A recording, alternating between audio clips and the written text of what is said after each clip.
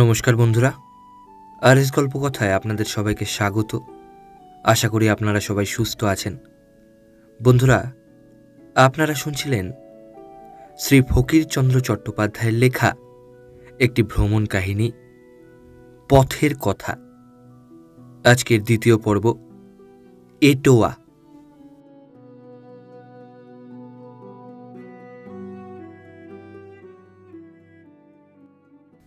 সেদিন বেশ মনে আছে। কনসেশনের শেষ দিন। স্টেশনে অত্যন্ত ভিড়। বহু কষ্টে একখানি টিকিট কিনিয়া বিস্তর ঠেলাঠেলি ও উমেদারির পর পাঞ্জাব মেলে একটু স্থান সংগ্রহ করিলাম। ভাঙা বাড়ির ঠেকার মতো আরোহীরা চারিদিক হইতে যেন চাপিয়া রহিল। নড়িবার চড়িবার উপায় নাই। নিঃশ্বাস ফেলিতে কষ্ট হইতেছিল। তথাপি মনে একটা অভূতপূর্ব আনন্দ লহর খেলিতেছিল। বর্ধমান অতিক্রম করিলেই ভিড় অল্প কমিয়া আসিল। একটু বসিবার মতো স্থান পাইলাম। বৈদ্যনাথেও অনেক যাত্রী অবতরণ করিল। তখন বসিতে পাইয়াছি, সুতরাং শয়নের চেষ্টা হইল, কিন্তু বড় সুবিধা হইল না। বসিয়া বসিয়া ঢুলিতে লাগিলাম। বাষ্পীয় যান সুখ দুঃখের অতীত। অন্যের সুখ দুঃখ বেদনা সে কেমন করিয়া বুঝিবে? সে কেবল জানে মাঝে মাঝে স্তম্ভিত হইয়া দাঁড়াইতে, তারপর বিষম চিৎকার করিয়া ছুটিয়া যাইতে। কত দেশ, কত জনপদ, কত নদী, কত তীর্থ পশ্চাতে ফেলিয়া গাড়ি উদ্দাম গতিতে ছুটিয়াছে। তার রাত্রিদিন উভয়ই সমান, আলো অন্ধকার তুল্য, ছায়া রৌদ্র একই। গাড়ি যত ছোটে মন তত আনন্দে উধাও হইয়া উঠে। অজ্ঞাত দেশ দেখিবার কেমন যে একটা উদ্দাম উল্লাস, অধীর ব্যাকুলতা তাহার তুলনায় দ্রুত গমনশীল মেলের গতিকেও মৃদু ও মন্থর বলিয়া অনুমিত হইল। যাহারা আগ্রা ছাড়াইয়া গিয়াছেন তাহারা এটোয়া নামক রেলওয়ে স্টেশনটি পথে ফেলিয়া গিয়াছেন। এটোয়ায় কোনরূপ প্রসিদ্ধ তীর্থ বা দেবদেবীর মন্দির নাই বলিয়া তাহার প্রতি কাহারও বড় একটা দৃষ্টি পড়ে না। সেই একঘেয়ে অপরিহার্য জনার ও ভুট্টা মিশ্রিত আটার পুরি ভিন্ন এখানে রসনার তৃপ্তিকর কিছু আহার্য পাওয়া যায় না। অন্নগত প্রাণ বাঙালির পক্ষে 2-3 দিন ক্রমাগত পুরীর ওপর নির্ভর করিয়া থাকা বড় কষ্টকর। সে অভিজ্ঞতা যাহার নাই তাহাকে সে কষ্ট বোঝানো সুকঠিন। রেলওয়ে স্টেশনে গাড়ি আসিয়া থামিয়াছে। তুমি সবেমাত্র মুখ বাহির করিয়া কোনো পরিচিত মুখ দেখিবার আশায় এদিক ওদিক চাহিতেছ। অমনি মিঠাইওয়ালা তোমার কানের কাছে হাঁকিয়া গেল, বাবু, পুরি মিঠাই। কেবলই সেই পুরি। কি ভয়ানক! অদৃষ্টের দুঃখের মতো, ক্ষতের জ্বালার মতো, অভিশাপ বার্তার মতো পশ্চিমের সারা পথে পুরি সঙ্গে সঙ্গে চলিয়াছে। পুরি, এই শব্দ শুনিলেই একটা আতঙ্ক মনের মধ্যে জাগিয়া উঠে। তখনকার দিনে পাঞ্জাব মেল বা ডাকগাড়ির সাধারণত এটোয়া পৌঁছিতে রাত্রি 8টা বাজিত।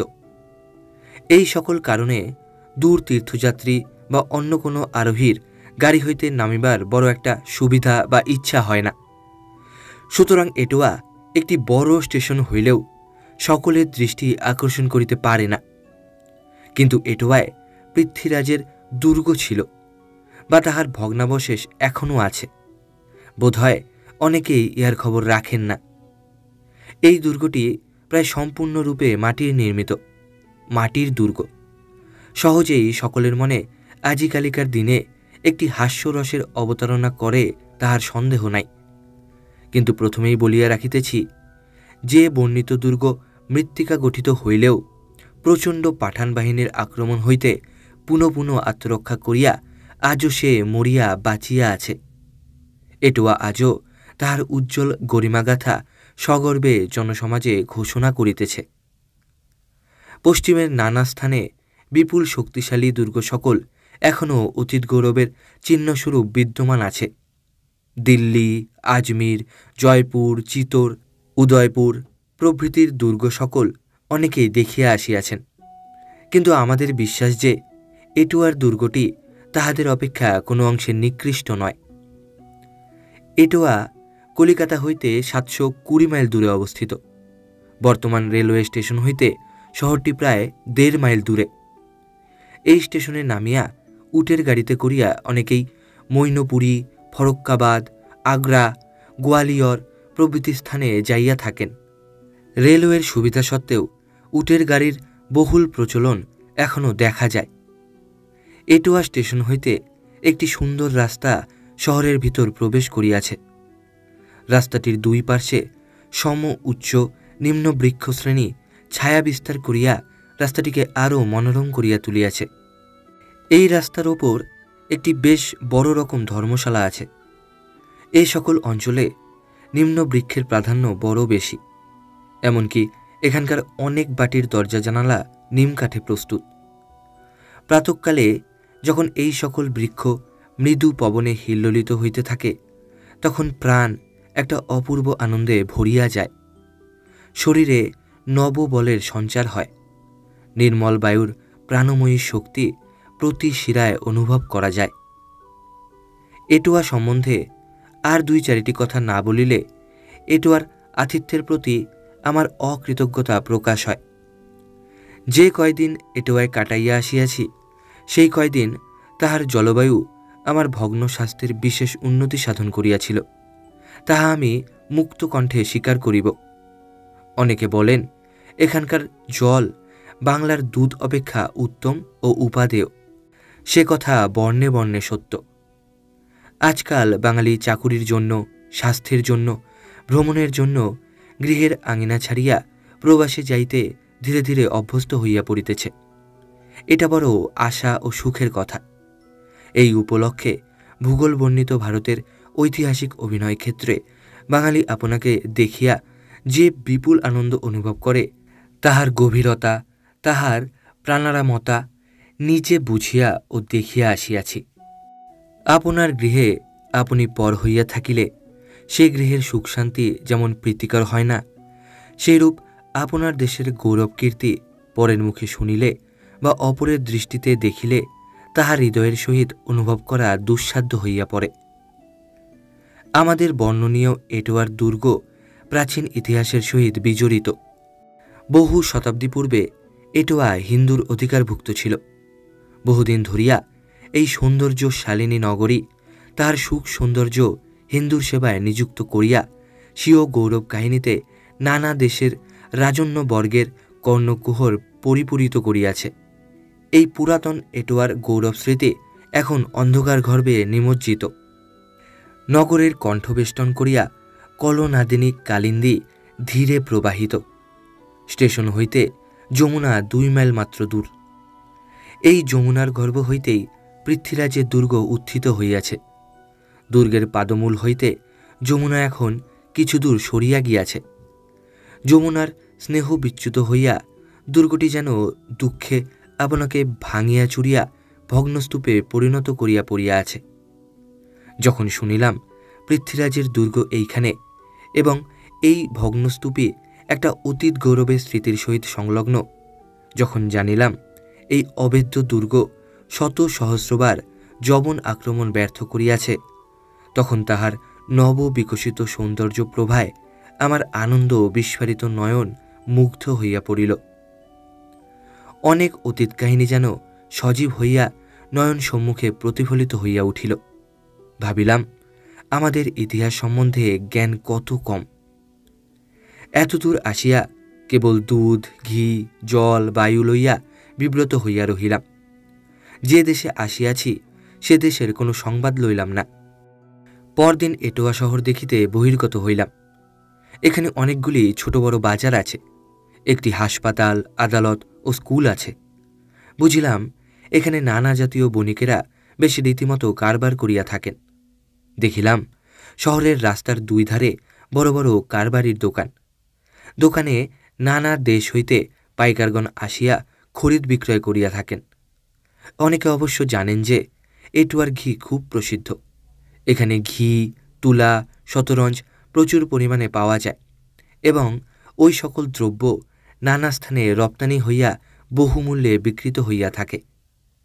এখানে বাঙালি নাই বলিলে চলে। একজন মাত্র বাঙালির সহিত আমার দেখা হইয়াছিল। শুনিলাম তিনি সিমলা শৈলে কর্ম করেন, বাড়ি হুগলি জেলায়। ম্যালেরিয়ার ভয়ে বড় একটা দেশে যান না, ছুটি লইয়া বায়ু পরিবর্তনের জন্য এখানে আসিয়াছেন। প্রতি বৎসরই নাকি তিনি এমনই সময় আসিয়া থাকেন। তিনি এখন স্টেশনের নিকট একটি ধর্মশালায় বাস করিতেছেন।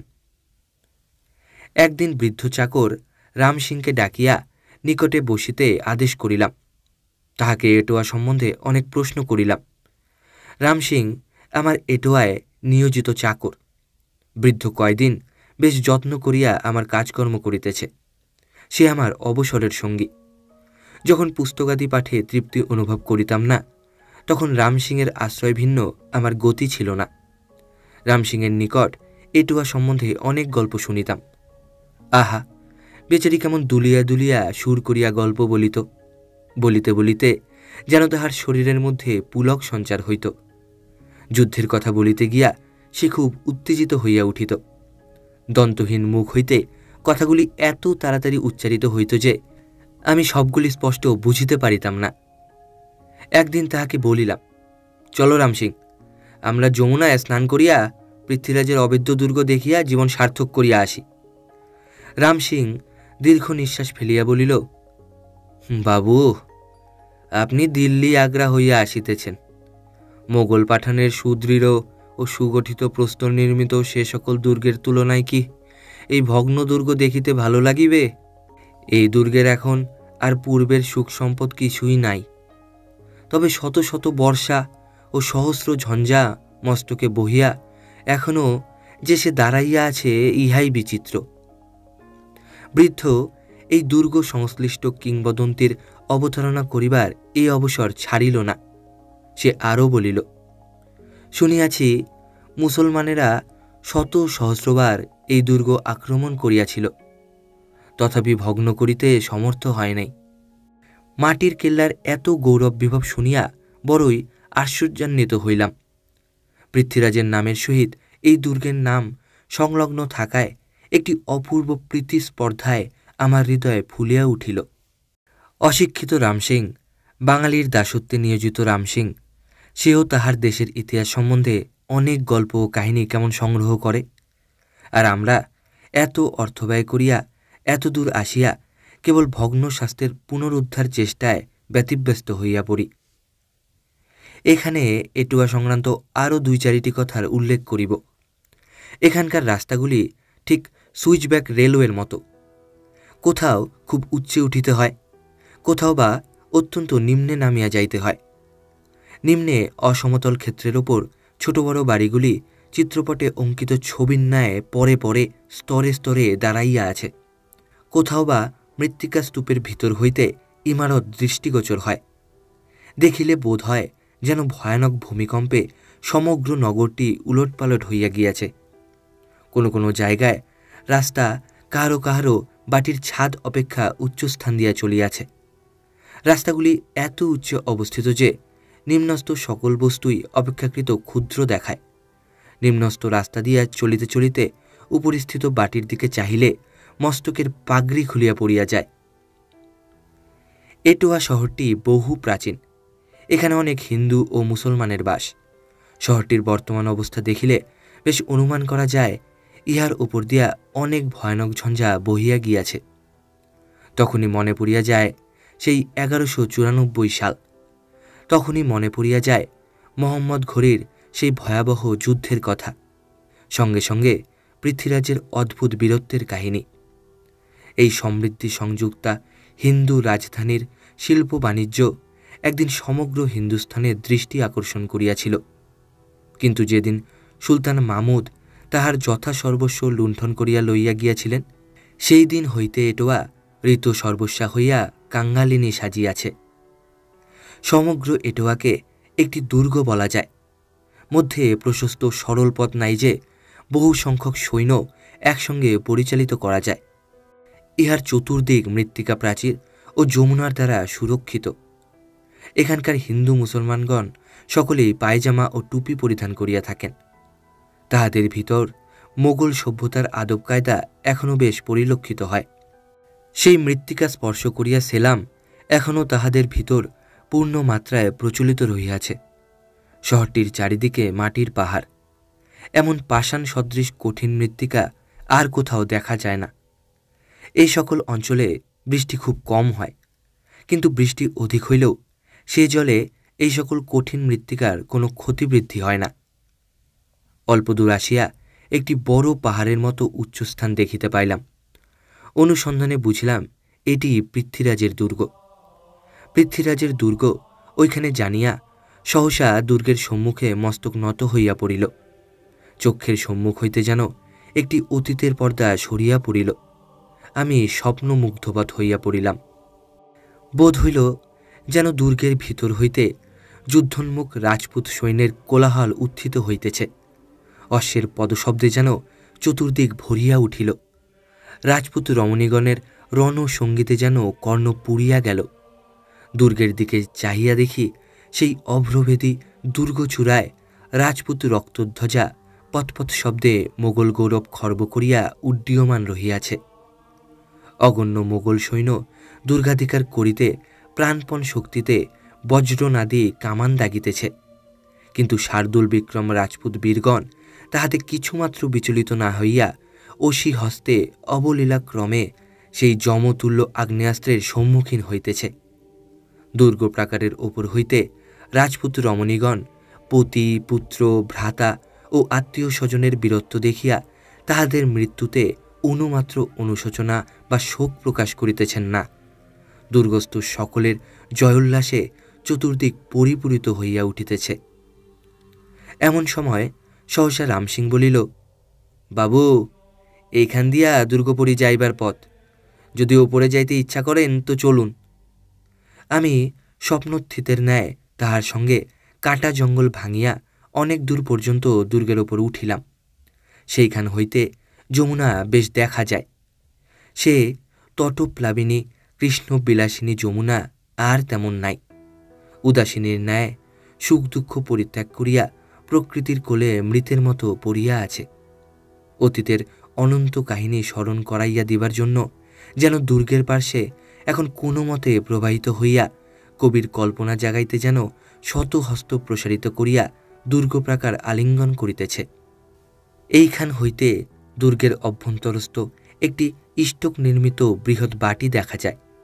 উহা নাকি পৃথ্বীরাজের দুর্গস্থিত বাসভবন। গবাক্ষ কপাটবিহীন বাসভবনটি নরকঙ্কালের ন্যায় কালের কঠোর শক্তি ঘোষিত করিতেছে। দুর্গের ভিতর হইতে পয় প্রণালীগুলি আসিয়া যমুনায় পড়িয়াছে। ওই জল নির্গমের পথগুলি যেন এখনও নূতন রহিয়াছে। দুর্গের ভিতর প্রবেশ করিবার ইচ্ছা থাকিলেও সত্য বলিতে কি সাহসে কুলাইল না। সুতরাং দুর্গের অভ্যন্তর সম্বন্ধে কোনো বিশেষ সংবাদ দিতে পারিলাম না। তবে শুনিলাম দুর্গের অভ্যন্তরে অনেক বড় বড় বাড়ির ভগ্নাবশেষ এখনও বর্তমান আছে, কিন্তু কোনোটির ছাদ সম্পূর্ণরূপে ভাঙিয়া পড়িয়াছে, কোথাও বা কক্ষগুলি ভূমিসাৎ হইয়া গিয়াছে। সংস্কার বিহনে দিন দিন এই দুর্গের চিহ্ন পর্যন্ত বিলুপ্ত হইতে বসিয়াছে। তবে কয়েক শতাব্দীর ঘোরতর বিপ্লব বিপর্যয়ের ভিতর দিয়া সে যে আত্ম অধিকার রক্ষা করিতে পারিয়াছে, তাহা হিন্দু ভাস্করদিগের অত্যাশ্চর্য শিল্প নৈপুণ্যের গুণে, কিন্তু আর বুঝি পারে না। এই দুর্গের অনতিদূরে মনুমেন্ট অপেক্ষা অধিক উচ্চ এক শিব মন্দির দৃষ্ট হয়। কথিত আছে শিবলিঙ্গ পৃথ্বীরাজের দ্বারা স্থাপিত। দৈনিক পূজার বন্দোবস্ত এখনও ঠিক চলিতেছে। পৃথ্বীরাজের কন্যা নাকি প্রতিদিন এই এক লিঙ্গ শিবের আরাধনা করিতেন। আনন্দ উৎসাহে হর্ষে বিবাদে ছুটিয়া গিয়া মন্দিরে উঠিলাম। তখন কত কথা মনে পড়িল, কত ইতিহাসের বর্ণনীয় চিত্র বাস্তবে পরিণত হইয়া উঠিল। চক্ষে জল আসিল। সেখান হইতে একবার দুর্গের দিকে, একবার নিম্ন প্রবাহিনী যমুনার দিকে, এটোয়ার দিকে অনিমেষ নয়নে দৃষ্টিপাত করিলাম। আগ্রহ, আকাঙ্ক্ষা, উৎসাহ পরিপূরিত হৃদয়ে মহেশের চরণপদ্মে প্রণাম করিয়া ধীরে ধীরে তার আশীর্বাদের সঙ্গে পৃথ্বীরাজের দুর্গের স্মৃতি হৃদয়ে অঙ্কিত করিয়া আনিয়াছি। তবে এই দুর্গ সম্বন্ধে ঐতিহাসিক গবেষণা করিবার ক্ষমতা বা শক্তি আমার নাই। সুতরাং সে সম্বন্ধে পাঠকের আশা পূর্ণ করিতে পারিলাম না। কোনো ঐতিহাসিক যদি এই দুর্গের অজ্ঞেয় তত্ত্ব আবিষ্কার করিতে প্রয়াস পান, তাহা হইলে হয়তো আমরা অনেক বিষয়ে জানিতে পারিব।